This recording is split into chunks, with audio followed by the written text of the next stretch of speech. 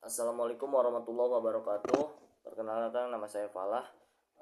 Baik, pada kesempatan kali ini saya akan menjelaskan mengenai perkembangan bank dan lembaga keuangan syariah di Indonesia pada tahun ini atau 2025. Jadi topik ini sangat penting karena keuangan syariah kini bukan hanya pilihan alternatif, tapi sudah menjadi bagian krusial dalam sistem ekonomi nasional.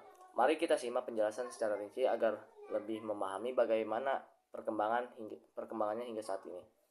Untuk yang pertama, mari kita bahas mengenai perkembangan bank syariah di tahun ini. Aset keseluruhan bank syariah nasional diperkirakan tumbuh sebesar 12-15%, mencapai lebih dari 2.500 triliun. Angka ini naik signifikan dibanding tahun sebelumnya yang hanya naik sekitar 9-10% saja. Pertumbuhan ini didorong oleh peningkatan penyaluran pembiayaan yang fokus pada sektor-sektor produktif seperti pertanian, industri kecil, dan pariwisata. Banyak bank juga memperluas jaringan cabang dan layanan digital ke daerah-daerah yang tertinggal, terdepan, dan terluar, sehingga akses layanan menjadi lebih merata. Contohnya, Bank Syariah Indonesia atau BSI saja telah membuka lebih dari 50 cabang baru di daerah seperti Papua, Maluku, dan Nusa Tenggara Timur. Selain itu, inovasi produk digital menjadi fokus utama seperti peluncuran digital murabahah yang memudahkan masyarakat untuk membeli barang secara cicilan tanpa bunga, atau Qardul Hasan berbasis aplikasi yang memberikan pinjaman tanpa biaya untuk kebutuhan mendesak, dan layanan pembayaran syariah yang terintegrasi dengan platform e-commerce besar di Indonesia seperti Tokopedia dan Shopee. Kolaborasi dengan BUMN maupun BUMD juga semakin meningkat, terutama untuk pembiayaan proyek infrastruktur syariah seperti jalan tol Trans Jawa bagian selatan, pembangkit listrik tenaga surya di Jawa Tengah, dan perumahan rakyat berkelanjutan di berbagai kota besar. Untuk selanjutnya, perkembangannya juga terlihat pada berbagai lembaga keuangan syariah lainnya. Perusahaan pembiayaan syariah atau PPS tumbuh pesat dengan fokus pada pembiayaan usaha mikro dan kecil atau UMKM. Syariah pada tahun 2025 jumlah PPS mencapai lebih dari 150 unit dengan portofolio pembiayaan yang lebih beragam, mulai dari pembiayaan mesin produktif hingga peralatan usaha kecil.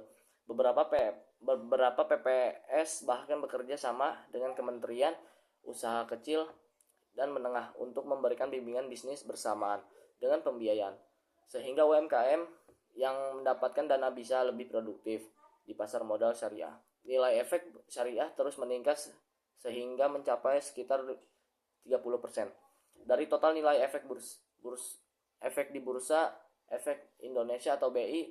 Banyaknya emisi suku baru untuk proyek strategis negara menjadi salah satu faktor utama, seperti suku untuk pembangunan bandara baru di Nusantara dan revitalisasi pelabuhan di seluruh Indonesia. Selain itu, munculnya produk investasi syariah yang lebih mudah diakses seperti reksadana syariah dengan modal awal hanya Rp10.000, dan aplikasi trading saham syariah yang ramah bagi pemula juga menjadi daya tarik tersendiri bagi kalangan muda. Asuransi syariah atau takaful mengalami pertumbuhan signifikan terutama di segmen kesehatan dan kendaraan bermotor. Pertumbuhan ini mencapai sekitar 18% tahun ini, dengan produk seperti asuransi kesehatan syariah yang mencakup biaya pengobatan sesuai dengan prinsip syariah, dan asuransi kendaraan yang memberikan ganti rugi tanpa unsur riba. Banyak perusahaan asuransi syariah juga menawarkan produk yang terintegrasi dengan layanan kesehatan digital seperti akses konsultasi dokter online secara gratis. Tidak hanya itu, Koperasi Simpanan Pinjam Syariah atau KSPPS menjadi tulang punggung keuangan masyarakat desa. Jumlah KSPPS kini menjadi lebih dari 8.000 unit di seluruh Indonesia. Dengan dukungan regulasi yang lebih kuat dari pemerintah melalui program pembinaan dan pendanaan bantuan modal kerja, banyak KSPPS juga menyelenggarakan pelatihan literasi keuangan syariah agar anggota bisa mengelola keuangan dengan lebih baik. Pertumbuhan keuangan syariah ini tidak lepas dari beberapa faktor pendorong yang saling terkait. Di antaranya adalah dukungan regulasi yang semakin komprehensif atau otoritas jasa keuangan atau OJK, dan pemerintah OJK sendiri telah merilis paket kebijakan untuk mempercepat transportasi digital keuangan syariah dan mempermudah izin operasional bagi lembaga baru yang ingin bergerak di sektor ini. Selain itu, peningkatan kesadaran masyarakat akan produk keuangan syariah juga menjadi faktor penting. Survei masyarakat Indonesia menunjukkan bahwa lebih dari 60% masyarakat Indonesia kini sudah mengetahui dan pernah menggunakan setidaknya satu produk keuangan syariah, baik itu tabungan, pembiayaan, atau investasi. Kemajuan teknologi digital juga memainkan peran besar dengan munculnya berbagai aplikasi dan platform yang memudahkan akses layanan keuangan syariah tanpa harus datang ke cabang fisik.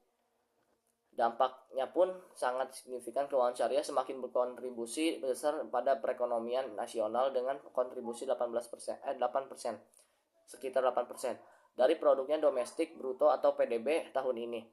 Selain itu, sektor ini juga membantu peningkatan kesejahteraan masyarakat dengan memberikan akses keuangan yang adil dan sesuai dengan nilai budaya lokal, serta memperkuat posisi Indonesia sebagai salah satu pusat keuangan syariah terbesar di dunia setelah Malaysia dan Arab Saudi.